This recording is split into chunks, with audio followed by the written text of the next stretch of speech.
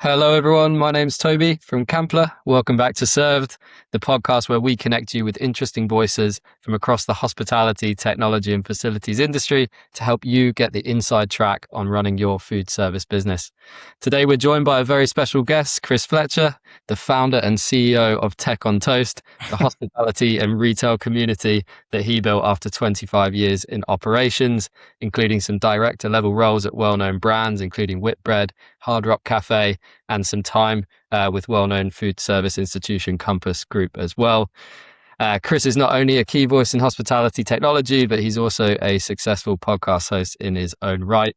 I've been a fan of Chris for a while now, having come across his content a couple of years ago. It immediately felt like it was filling an important space with a real good, no-nonsense approach.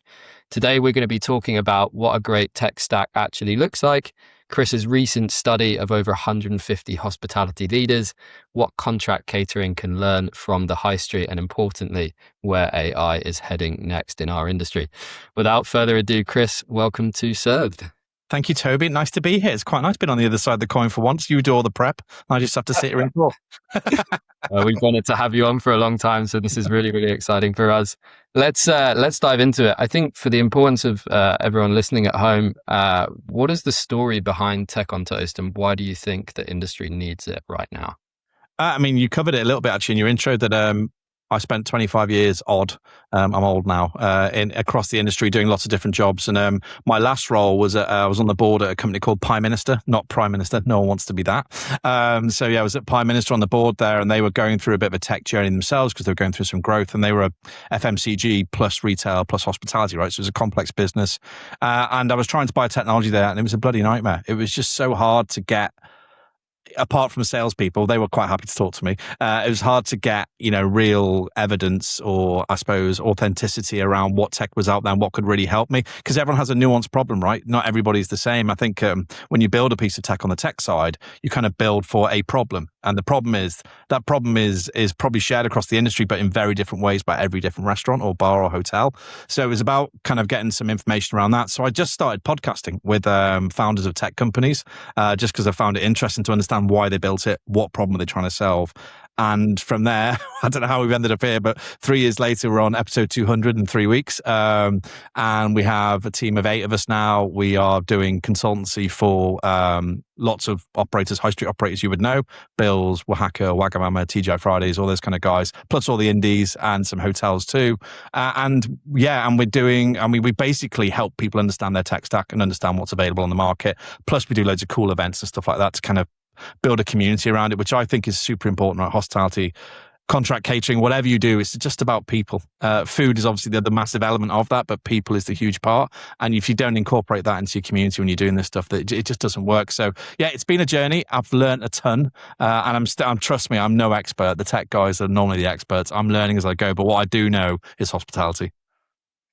Yeah, perfect. And I think one of the things you've really succeeded with is like bringing it into the conversation. Yeah. Technology, historically, in my career as an operator, was always something that you kind of talked about in back corridors, and there were people who knew it and the people who didn't, and it felt like two worlds. So bringing those people together, I think, is really, really important. Well, like at home, like if the remote control breaks for the telly, there's one person in the family that fix it, right? You have to call them. It might not be home, so you have to wait 8 hours till they get home. It's the same in hospitality, right? There's the one guy that can fix the projector, can fix this, can fix that. And that's where it leads from. And I think our mission really was to educate everybody as much as we can to help people understand how to repair, fix, understand, and then apply it themselves to save money and also just, to deliver to their customers. Yeah, 100%. And I think just on that theme, you talk a lot in your content around like the tech stack as being this concept. And I think just to kind of decipher it for the audience at home before we go any further, a lot of people think about tech in hospitality and retail as being the point of sale system, but in reality, it's much broader than that.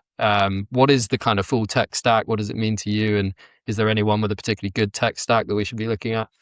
My God, now I'm in trouble. The tech stack basically is a library of your tech, so you're right about the POS is the heartbeat. The POS, or if you're in a hotel, the PMS, as it would be, are the heartbeat of everything. Everything has to kind of, all roads lead to there, as it would be. So when people are buying or looking at new technology, we always kind of drag them back to that point, which they don't really want to talk about because the POS is a pain in the backside to change because it's a big deal, right?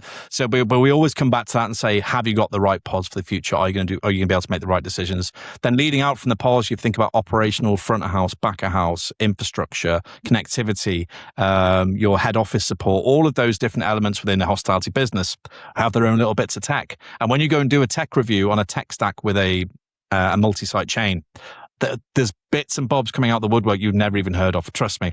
I've been doing this 3 years now and I'm still surprised going, what is that? So these products keep popping up. And the reality is you need reservations, payments, POS, workforce management, ATS. AI is playing a huge role now in kind of knitting a lot of this stuff together, particularly in reporting and back of house elements. But I'd say there's 6 or 7 core elements to your stack, which are reservations, payments, POS, scheduling, learning and development, and probably some kind of accounting tool or reporting BI tool that you'll need within your setup.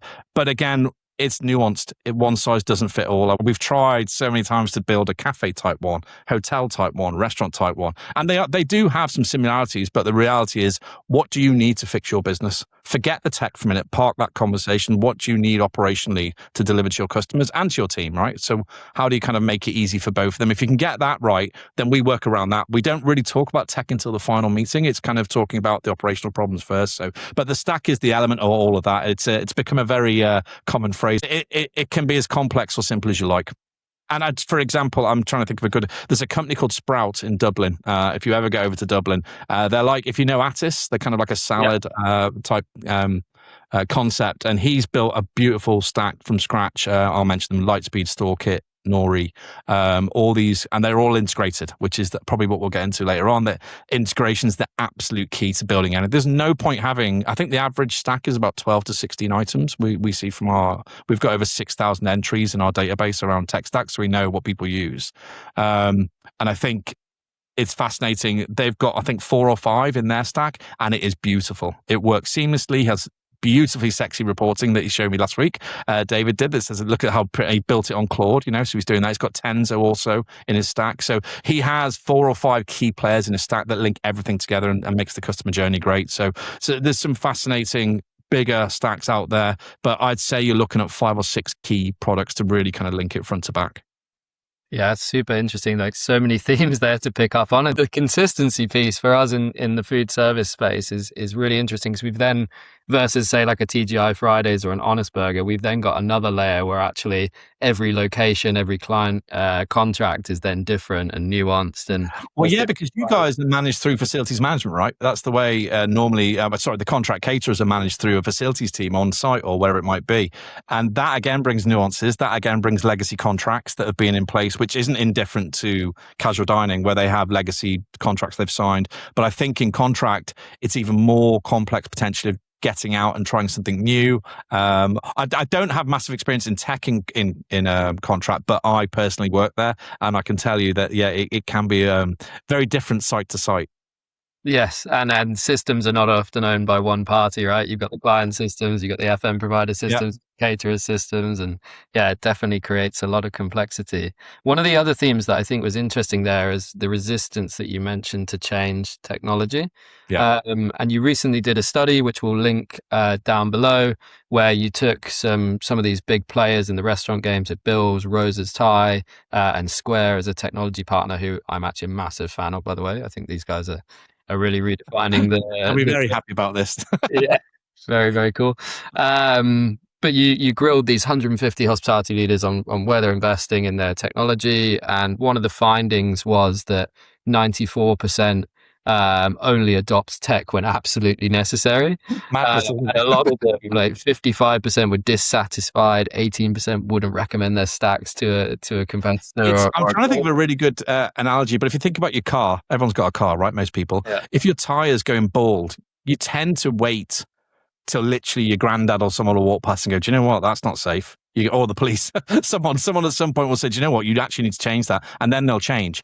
I think tech is not dissimilar in the fact that you'll have problems, and getting feedback to the people that matter, who can make the key decisions and buy stuff, is difficult, or has been difficult with communications across big businesses. Because I think in a siloed environment, in a restaurant or in a single site, in a contract, say you work for Vodafone in contract, you've got 200 locations across the UK, for instance, and then you've got one place that's having this one issue, or 8 places having this issue. It's very rare that feedback will actually land properly with the people that are making decisions. So decisions aren't made quick enough. And I don't think people, if you write a budget, you budget for the 2-3 years ahead, right? But with tech, it's not it hasn't been done like that in the past, but it's changing. And I think that people need to look down the road. Particularly at the moment, it's because of the pace of AI and what it's doing to the rest of the stack. So the SaaS element of the software as a service element of your stack is going to be heavily impacted by AI over the next 6 months to a year. And you need to be asking the question of your providers now, if I can do this at home on my Claude app, what the hell are you guys doing, right? What can you produce? So it's very exciting, but also it's an interesting time for people to buy. So I think that stat was so high is because people only react when it's a real problem, when it lands in front of the CEO, when there's been a huge customer complaint, whatever it might be. So it's like a tap, a drip, drip, drip.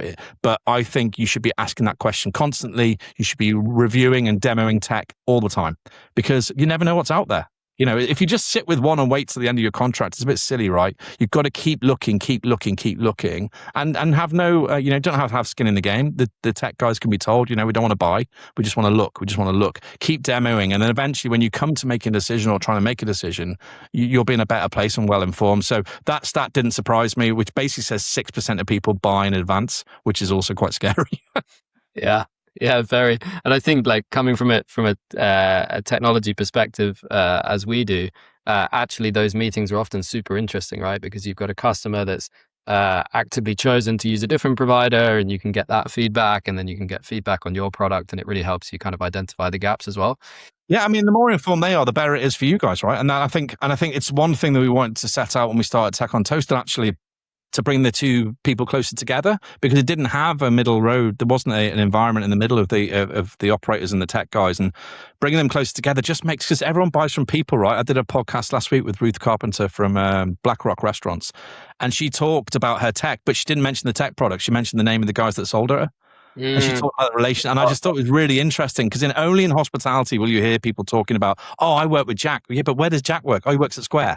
I don't, but I love Jack, and it's just fascinating how they do that, because that's how they buy, and that's why this industry is unique compared to even retail, actually, and probably further along. Hospitality particularly are very emotive buyers, and you can have probably a very average product and still get a sale because you're a really cool guy, right? and you've done something really nice. So it's getting closer, and I think the great news for the operators is that tech in general is 10 times better than it was even 2 years ago.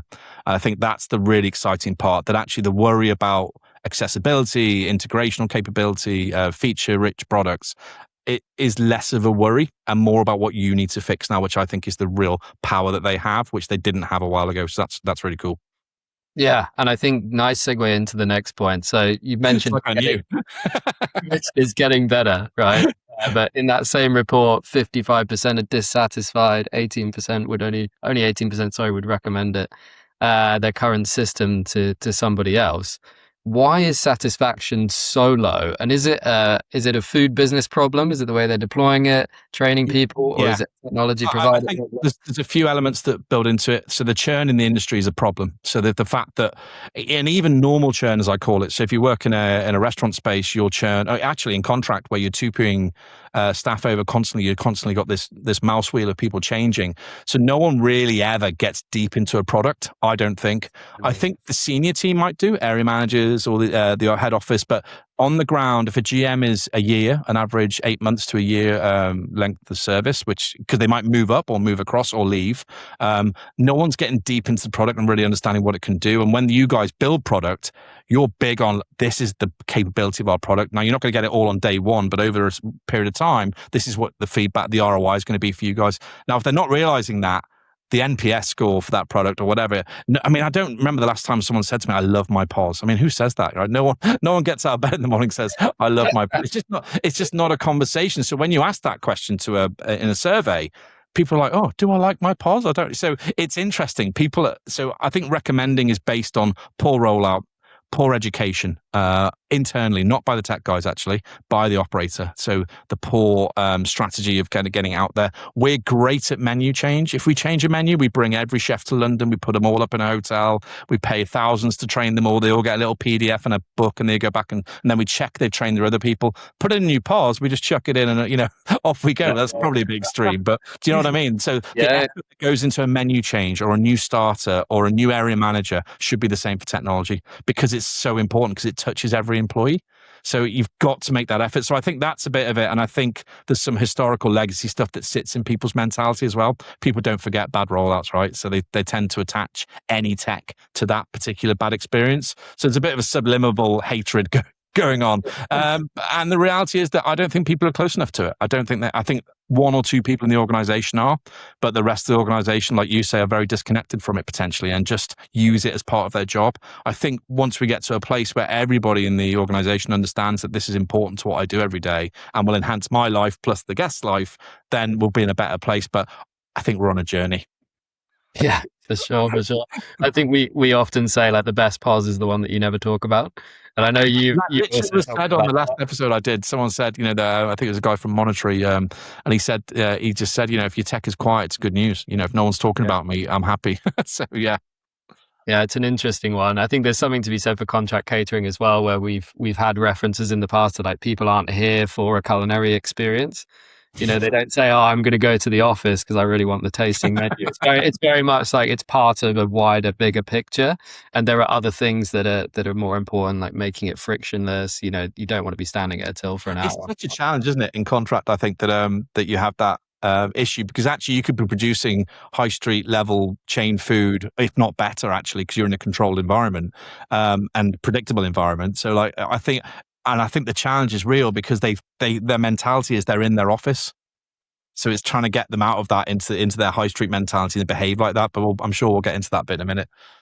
Yeah, for sure. And I think nice segue into contract catering as a subject. There is long in my kind of 10 years in contract catering, there was this perception that we were always behind. We were always, and it depended on who you asked, whether we were 2 years behind or whether we were 5 years behind. There is this perception that there is a lag. Do you believe it? How far behind do you think contract catering is from a tech perspective? Where is it? I don't think the providers are behind. My opinion is that I think the problem is the people you work with are, facilities management companies, the legacies at NHS forces, those kind of people that you might end up in a contract with. That's where you might find the barriers. And I think, again, it's a bit of education to be done for the facilities management team to say, look, this is what you could have won. This is what you could have in your business, which would engage your employees, keep them in, let them dine with us, but not only dine with us, become regulars in everything else we do. If you're running off-site events, mini satellite things, whatever you might be doing. I think people after COVID kind of dropped the ball a little bit on looking on engagement for the office and what we could do to keep people in. Because I think everybody's realized very quickly that not having people in the office is a problem. I know productivity, mental health, but all that stuff is great to be at home and work.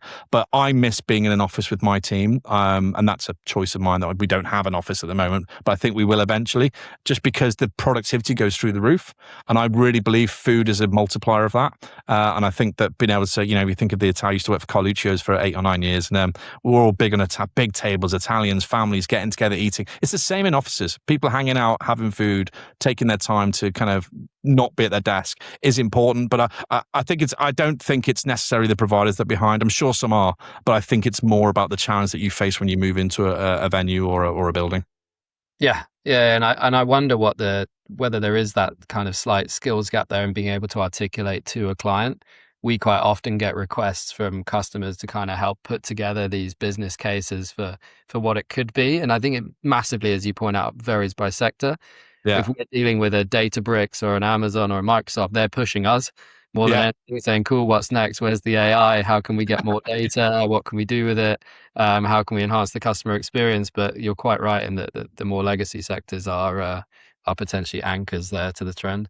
And I think being able to show what good looks like, right? So, and bring some of the high street into the building, but also I think the high street has some. I know we'll get into this, but has some learnings all the way around as well. I think so. I don't think you're very right in the fact that it is dusty in places, but and so I was on a Sky contract, as I mentioned to you, it was a while ago, with Compass, and that they were pushing us. It was that way around. They were, what's going to happen? How can we make this a great experience for our team? It depends on the people you're working for.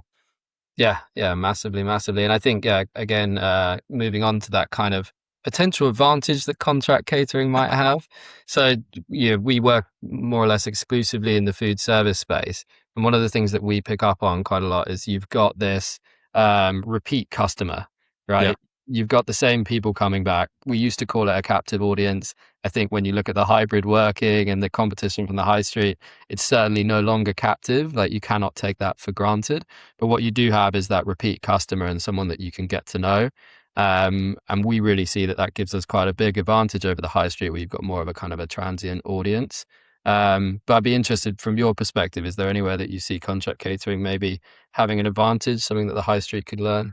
I think where it's brutal, right? The peak that you guys face, the contract catering face, is brutal. I mean, it's brutal in high street because it's 12 till 2, 6 till 8, right? Or 7 till 9, whatever it might be, depending where you are. But in an office space, you're probably thinking about an hour, 90 minutes, where you've got these people to come in. So it's a brutal spike that you have to manage. However, what you just alluded to there is the personalization of working with these people regularly, understanding your customers regularly. And I don't know if it happens or not, but my understanding would be, if you were using the correct loyalty, CRM, whatever it might be, voucher led, whatever you want to do, but in encouraging these people to dine more often with you, do different things with you. As I said, don't keep not using the if you call it a restaurant space the same way, use it in different ways and different ways for different people. I think some of the advantageous data you're going to get and some of the understandings of how a human will behave when they're invited to the same place over and over again, but for different reasons, is fascinating. And I think that's where I think the high street has that, but I think it's harder to acquire, because on the high street, the competition is time 10x, right? So you've got to fight for Pret, Itsu, wherever you're going, you're fighting for them to be in the Apple Wallet, right? So it's the hardest thing. In the office, you've got them; they're there, as you said, not captive anymore, which I think is a good thing for contract, because it's going to force them into being more innovative, more creative. Different food options, grab and go, much more innovative to make them eat it wherever they want, not just stuck in a silo in the little room. So I think on loyalty and personalization, I think you guys probably are learning more quickly than even about. Maybe than even the suppliers in there know. And I think it'd be interesting to see some of the data coming out the back of that and how people do behave. Yeah, and I think it's that unique thing of being the place outside of your home where you eat the most, statistically. Yeah, And I know that true, yeah. probably falling, and I think Pret is probably creeping up alongside. But what it means for us often is that health trends and tracking and that kind of thing become really important to customers. Yeah. So linking with Apple Health or MyFitnessPal, because a lot of that food consumption is coming in the contract catering space. I imagine merchandising is quite interesting as well, in terms of the way you guys have to merchandise. Again, quick fix, hour window, to be able to guarantee people are going to do what you want them to do in that hour. I imagine the contract caterers have got a heap of experience in that space and are actually able to switch people, will push them throughput really quick, get them to do what they want to do, which I think is always a challenge. I remember at Sky, a quick story, we had at the EPOS, we had 2 glass jars, and you had to put a red ball or a yellow ball in, depending on if you were happy when we took over. Honestly, I never want to see a red ball again in my life. It was horrific. But it was just this instant feedback, instant learning around whether you're good at your operation or not. The high street doesn't get that quick enough. And they only learn most of the time is through drop of sales, drop of traffic, and then it's a slippery slope you can't get back. I think you guys have the advantage, contract have the advantage where you can immediately react to a problem, which I think is fascinating. Again, I think with AI now, you guys have a bunch of data that will teach the next generation what to do well, which is a bit longer coming out of the high street. Yeah, for sure. I think to give an example, we recently switched on a kind of like post-transaction feedback feature for one of the big kind of European caterers. And I think we had 8,000 pieces of feedback in the first 24 hours. Of course you did. Which was amazing, right? And then it becomes, as you say, like, it's more about what do you do with it. Okay, so you have someone told me feedback was a gift. I don't always agree, but most of the time it is. But in the same light, Sky had an office in what they used to call NHC2, which was their main building where the studios were. They've rebuilt it now in Osterley. And they had an office there, and under the door, people would push feedback cards. On my 3rd day of taking over the contract, we couldn't open the door. And let me tell you, most of those posts, I read every one, were negative. So, but as you say, getting that feedback is the hard part. If you can get it, it's great. Then you can react. I think not knowing is the worst because you'll end up in a bad place. Yeah, for sure. And I think the role of the system is changing a little bit. And I'm sure you see this probably across the high street systems that are adopting AI, is that you're kind of going from a place of getting manual feedback, clipboard, notes under the door, as you say, to Yeah, then having the data. So through the apps and through the POS and various other kind of surveying methods, but now actually having the analysis and the ability to take action. yeah. So, highlighting to someone when they're making a menu, hey, that dish that you're adding is tanking your satisfaction scores, or the Yeah. margin is super poor and it's killing your. I mean, it's fascinating, isn't it? The fact that you can get to this data so quickly now and so succinctly, and actually be able to feed it in, and with Claude Cowork, for instance, you can pass it straight through to your coworker with a click of a button, or not even a button. You can automate it, right? So it is fascinating. I think that's where it's interesting at the moment that AI isn't. Well, again, I'm probably jumping ahead, but hasn't infiltrated the big guys yet, but is on his way. Yeah, for sure. And I think, like, to allude to some of the conversations that we're having, it's really about the complexity of their data that is Yeah. the biggest barrier for them. But we'll definitely get onto that when we talk AI at the end of the show. I think one thing that, before we wrap up the contract catering piece, that's super interesting is you obviously do a lot of consulting, as you mentioned, advising people on where to spend, where to invest, where to focus. And I think what I would ask you is, if you were a leader in contract catering and you were kind of planning your technology investment strategy, I mean, I'll let you dictate the time horizon, because I think that's also interesting, but like, where would you be spending? Where would you start? What's urgent? Would be really interesting. I think there's two things, because there's one we touched on already with personalization. So being able to tailor your offer to the people that you want to win. I think the problem with high street is that when you're on there, you're against everybody. There's no barrier to who might come to your business. Whereas in your building, in contract, who's coming. They're already there. So personalization and being able to serve these people is super important. Then also looking down the road a little bit at the trends. Like, you look at Majara and the impact that's going to have, and already is having, on the high street.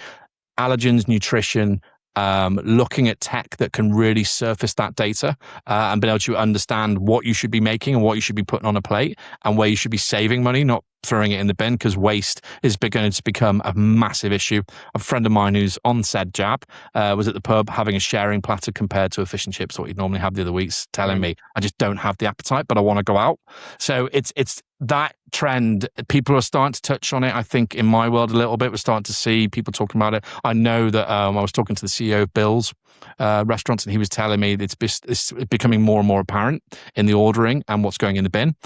He said, so it's becoming a thing. And so I think tech around understanding the customer profile a bit more, and understanding nutrition, allergens, how they want to eat, and where and when they eat, all based on data, is super important. And then also the personalization, CRM and loyalty side of things, making sure that actually just capturing data is not good enough. I think acting upon it, as you mentioned, and giving them valid reasons to return and spend more money is absolutely key. But all of it leads back to your POS as well. So I will never ever leave a conversation without saying, if your POS is not cloud-based for a starting point, and doesn't have integrated payments, doesn't do the basics well, you need to move on. And you need to look at that decision. That decision is huge. There's probably 4 or 5 in the market right now who are probably the leaders, who will be everywhere over the next 3-4 years. And it will change, I'm sure, as it goes on, but always start there and have a look at it. We tend to visualize it. We tend to draw it for people. So we'll start with your POS, and then we'll draw out your tech stack for you, and then we'll give you a picture and say, look, this is what it looks like. Because we find when you get in a boardroom and you want to look at your tech stack, visualizing it on a wall, so all the stakeholders, as you mentioned, who've all got us, skin in the game, can all sit there and go, actually, that's my bit. Oh, I can't have that bit because it doesn't integrate into that, or we need to change that to integrate. So that visualization piece is the most important thing we do. It really helps people just kind of get rid of the noise a little bit and look at where they're at. That's not the new bit, that's where they are right now. And then we redline where they've got no integration, and that bit often upsets them or freaks them out, and they start thinking about cost. But it doesn't have to be expensive. Most of the time you can manage a deal that will make it work for you and actually make the cost neutral. But you have to be, you need help. We can help those kind of people. So yeah, but it's I would focus on those 2 major things at the moment: personalization and making sure that you understand the trends that are coming down the road and have the tech to manage it. Yeah, amazing. And I think you mentioned the three or four POS providers that are going to pull away potentially with Yes. others. You mentioned that you shouldn't be afraid of reviewing your POS, right? As a Yeah. large operator, what would you be looking for, or what are those three or four doing particularly well that's going to cause them to pull away and take the market share? Well, for a start, they're not locked in, right? So if you go, I don't want to bring up names, but if you go into some particular current legacy POS, you basically got to buy everything from them. Everything, if you want to buy, as we talked about the stack and all the other bits you want to buy, you won't be able to buy anything outside of their remit. And then you are what I call tech locked. So you're stuck in like almost like landlocked. If you're building a building, you can't extend that way. You can't extend that way. You are where you are, and you have to wait 5 years before you can change it. Just don't do that. It's crazy. Go to the guy that will let you work with everybody, best in class. You don't. And again, I'm not against all-in-one systems. There's nothing wrong with that either. But don't put yourself in a box where you can't do it, because that's when you start making bad decisions. So enable yourself with a pod provider who is happy to work with other people and actually wants to work with the best in class, because it makes them look better as well. So, if you're going to use inventory, scheduling, I don't know, payments, all of them through one provider, it worries me slightly, because how can you be great at all of them? I'm sure you can, but it's like if you break your leg, I want the leg guy fixing my leg. I don't want the head guy. So yeah, I always want the expert dealing with it. And if you're a huge enterprise business, then you shouldn't even question it. Best in class all day long. If you're smaller, working on a smaller budget, all-in-ones do have a really good place for you. So my opinion is in everything. One thing we do is collect NPS scores on every product.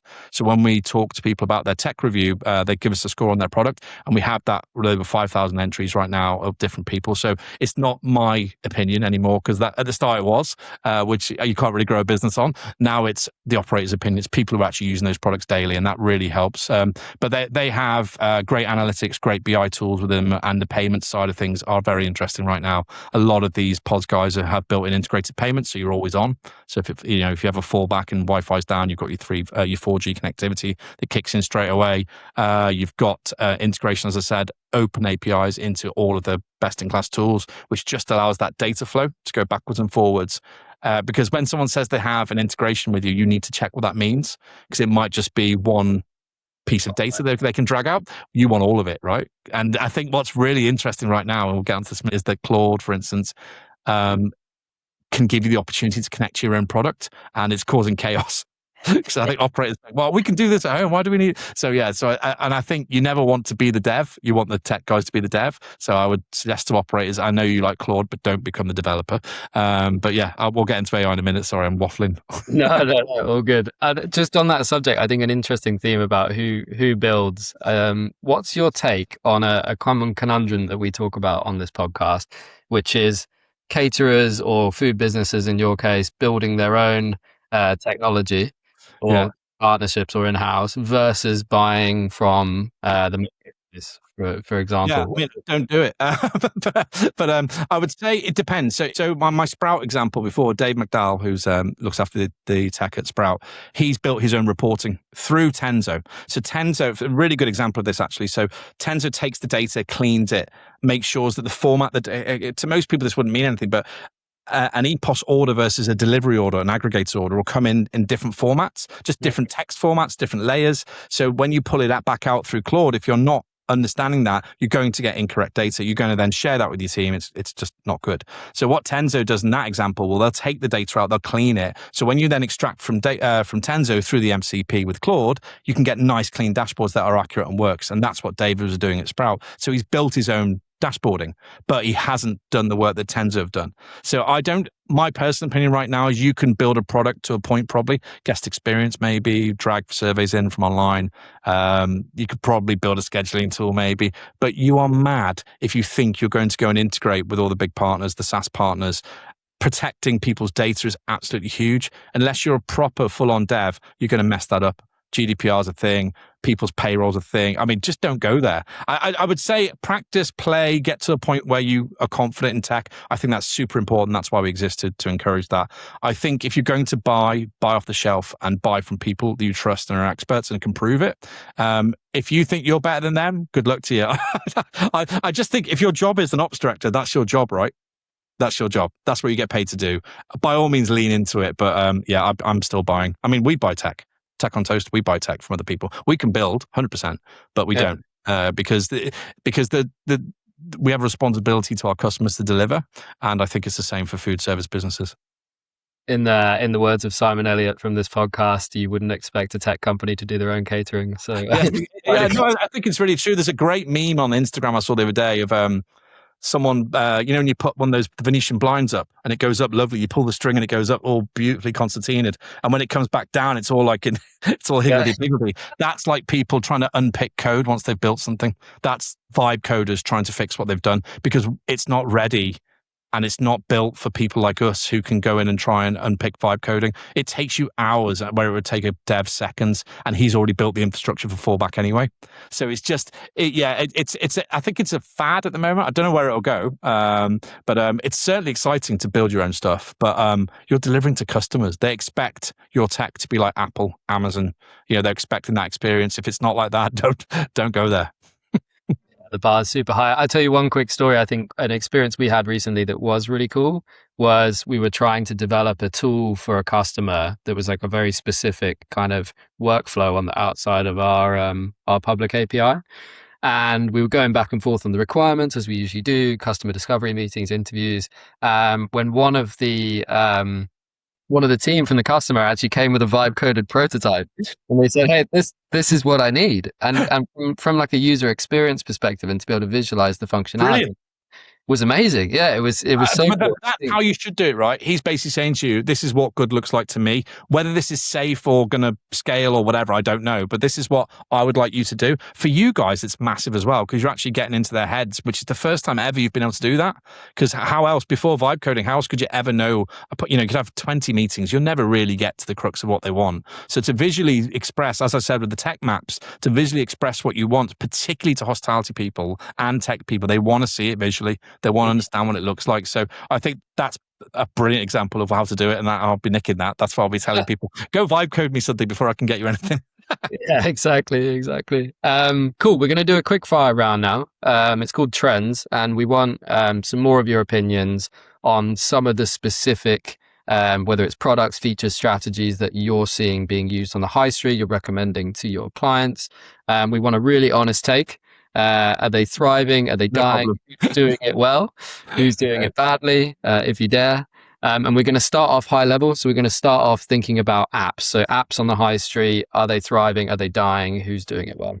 Very hard. But I think there's app fatigue out there, and there has been for a while. In terms, if you look at your phone, it'll tell you your battery usage, and it'll tell you how many apps you use. Out of your 98 apps you have on your phone, 6 of them you're using, daily. The rest of them get used once a year.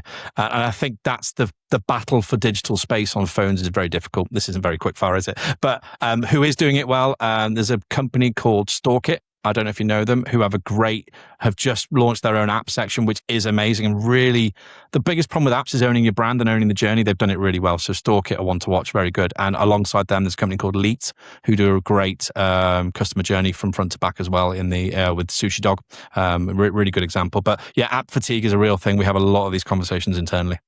Super nice. We'll be checking those out for a bit of inspiration.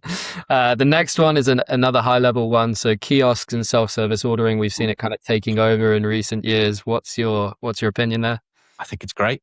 I think in the right place. I think it's fantastic, and I think I think the basket spend is real. The impact of basket spend is absolutely real. You talk, anything from 5 to 25% increase on basket spend. So, depending on where you are, if you're a restaurant, don't put kiosks in.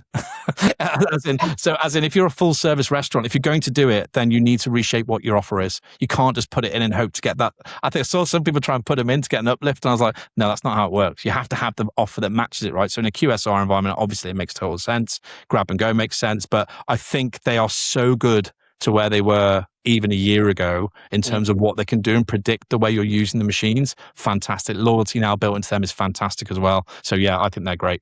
I think it's where we're going to go. Nice. Yeah, I definitely agree with you there. The next one now, we're going down to more of a feature level, pre-ordering. So we've got apps that do loyalty, we've got apps that do promotions, and then we've got the apps where you can actually order products. Do you see customers still pre-ordering? Do you think there's value there for businesses? In your world, yes. In the contract catering world, I imagine yes, because I imagine you have to, or you have to have some form of that to manage. In Prime Minister, we did it a lot actually, because we did lots of office orders. So we did catering to offices in London. So that was huge. So I think catering in general has been something that seems to be cropping up more in the tech world. We've seen, as in when I saw about catering, companies called Slurp. I don't know if you heard of those guys. I think Stalker also do a catering type thing, but I've just noticed it more and more popping up, which will be pre-order, which will be people coming ahead. In the high street space, not so much, but definitely people are looking at revenue streams, right? And they're trying to be smart around what they can do and alleviate the friction you talked about before, by a customer being able to get their food quick. One really interesting thing, you think about big parties, pre-orders, stuff like that at Christmas. Last year, we tried to help a customer find a pre-ordering app, and there was only one that existed that actually integrated into most platforms. I'm literally blown away because it's a problem everybody has all the time.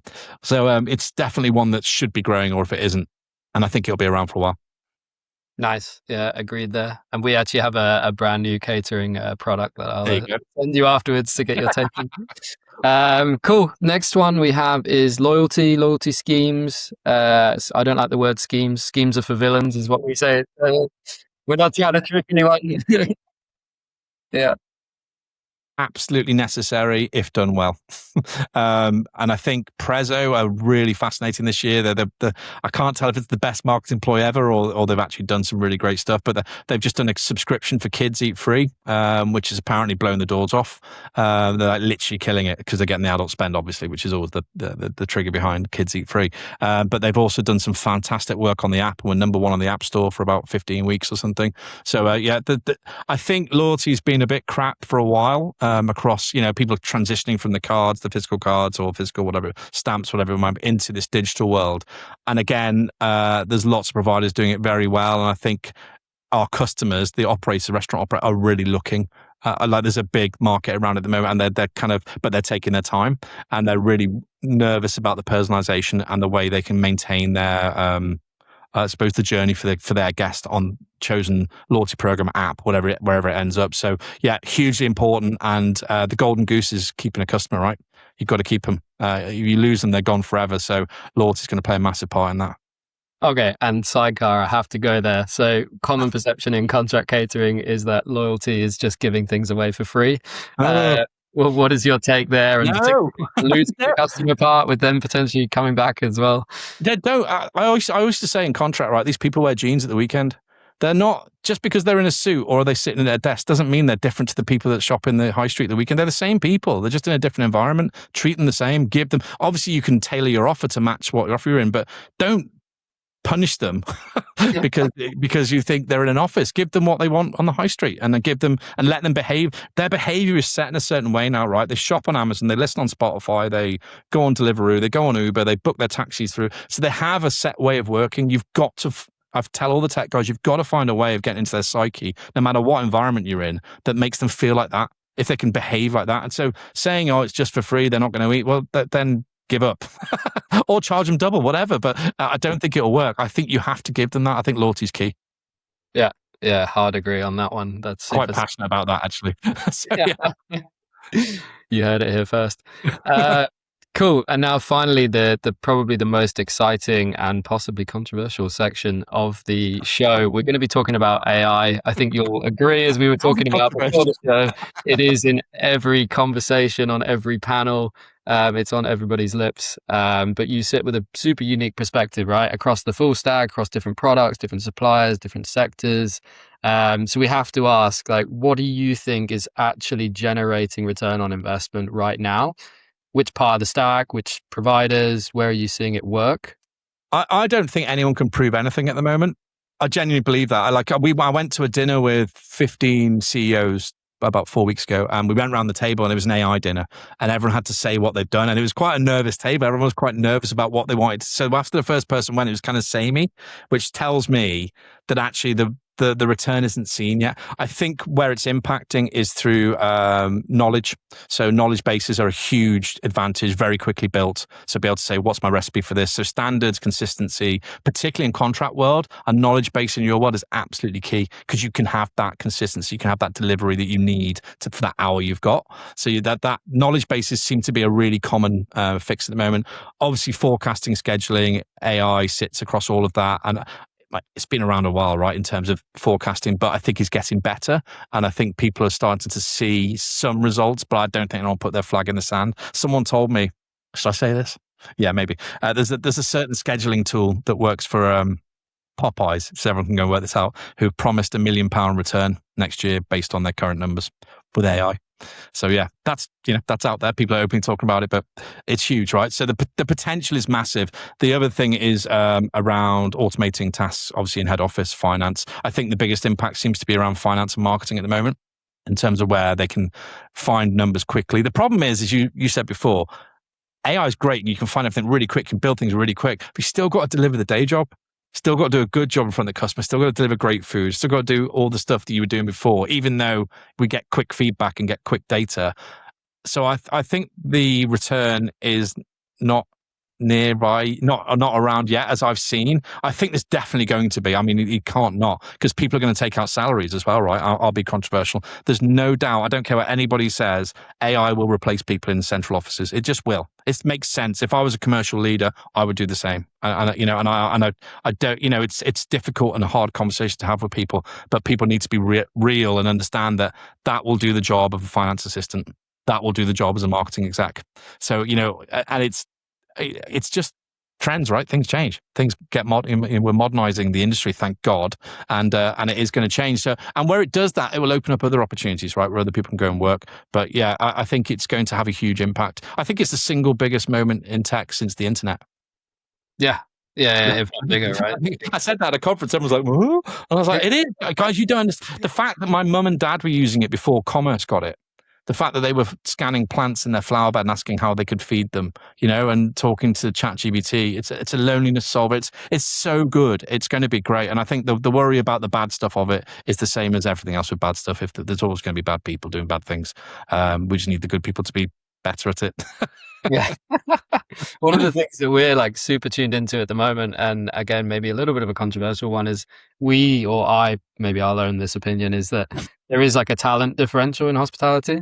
So there is all the actions that you take that are part of a system, whether that's like making sure your menus are correct and the pricing's right, or sending out the promotion or that kind of thing. In reality, that's a super small amount of the decisions that you make as a GM every day. Yeah. Everything that you do is like in operations, and how you handle people, how you talk to the team, how you handle different situations during service.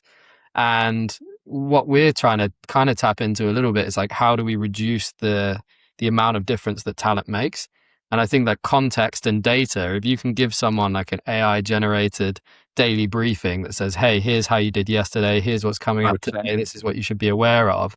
That person, you maybe can't measure it super easily, but they then go through their day with greater context, greater agency, and make better decisions. And if you're a big contract catering organization with 1,000 sites, or you're Honest Burger, for example, that compounds massively, like over the scale of the business. Right? I think I did a presentation in Birmingham to a bunch of operators a few weeks ago, and I call it the knowledge drain.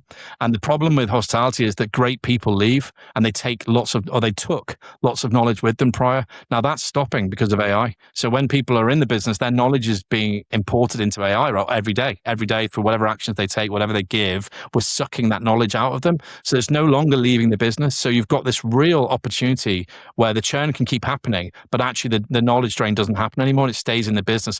That will solve your problem. That will help, whatever you want to do, whether it's briefs or however we deliver it back to the front line, the actual knowledge drain will stop, which I don't think anybody's calculated the cost of. And I can tell you, as an area manager, when I was an ops director for 90 sites in Coluccio's, I knew everything about everybody because I had to, because there was no other way to retain that information. Now I can tell Claude, right? Or I can tell my little bot, whatever's on my, whatever tech I'm working with, and it's all kept forever. So all of a sudden that knowledge drain is stopping, which I think is something the industry may never know how good it had it, or it may never understand all the cost of that, but I truly believe, having worked in it for a long time, that's a massive hole filled. So some super exciting stuff, as I said. Yeah, last question, because we're running out of time, and I could talk for That's my hours. life. Everyone always tells me I'm running out of time. We're going to get some laughs internally when people see how excited I got about this conversation. One of the things I just want to touch on that came up there that I do think is interesting, is that operators don't necessarily have like a system of record. So Mm. you mentioned like Claude there. I think Yeah, when you look at like a lawyer or a doctor or even hotels with something like Opera, like they have this central system where they do their work, and yeah, that kind of ensures consistency in results and safety and all of that kind of stuff. very true. Do you think that becomes Claude? Do you think that the operators migrate into working in an LLM and plugging into Yes, reports? Or? when they trust, yeah, because the trust issue is still a big thing for them. And you think about it, SharePoint was that place, but oh my God, go on anybody's SharePoint in any industry, it's absolutely full of crap. It's just so much repetitive stuff that's been done by all these randoms that have left the business and whatever. I think they'll get to a point where they can't upload that anymore, and they can only talk through that one interface and talk to the bot and understand, and the bot will query the database for and bring it back. It's an absolute godsend. It will change the game entirely. As I said, putting an ROI on top of it and matching it, or trying to make people understand that's a benefit, might take some time, because you've got dinosaurs as well who run companies. Unfortunately, there's a bit of one of the things I like to talk about. There's an old guard running the industry still. Just when I was in ops, it was very much the same people now still, in charge of the media, in charge of all the bits and bobs. It's going to change the next 5 years, which is great. So all these young kids have grown up as CEOs now, coming up through the business. They're totally different. They think about things in a totally different way, much more open, much more innovative, much more excited about what the industry can do. And all these naysayers and negative people who slam the industry constantly, even because it makes money for them, I think it's going to get, I'm getting all political, but it's going to get really exciting, because tech will enable these kids and these guys that have grown up in the industry to do fantastic things. And a lot of these problems will get solved. However, hospitality, I'll leave it like this, is always full of people, and people make mistakes. So that thing, and God forbid we ever changed it, because it's part of the fun. Yeah, no, completely agree. But on that note, we're gonna have to sadly wrap up. But thank you Good. so much for joining us. No, I've loved it. Really nice to be on the other side.